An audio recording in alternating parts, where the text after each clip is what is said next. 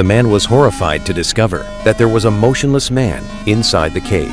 No matter how loudly he called out, the other man showed no response at all. This instantly sparked his curiosity, and he decided to go inside and take a look. To prevent any accidents, he tied a rope at the entrance of the cave. At this moment, the dog appeared terrified and refused to move forward. With no other choice, he suppressed his fear and entered the cave alone to investigate. Unexpectedly, after taking only a few steps, he was suddenly blocked by a strange wall of airflow. This bizarre sight only intensified his curiosity. He immediately walked through it. The moment he crossed the air barrier, he was horrified to discover that the man who had been standing motionless had slowly begun to move.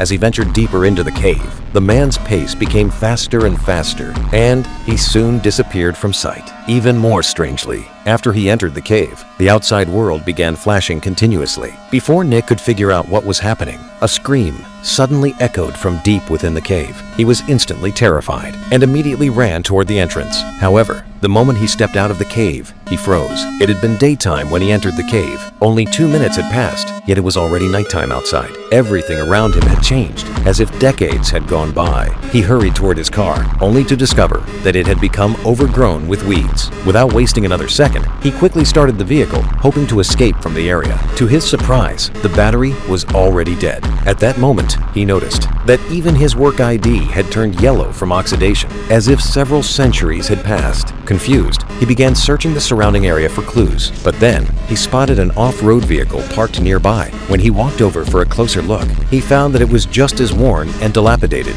Just then, a backpack instantly caught his attention because it belonged to one of his students. Only now did Nick realize the seriousness of the situation. He guessed that the students had entered the cave. Nick then returned to the cave entrance and, summoning his courage, walked inside.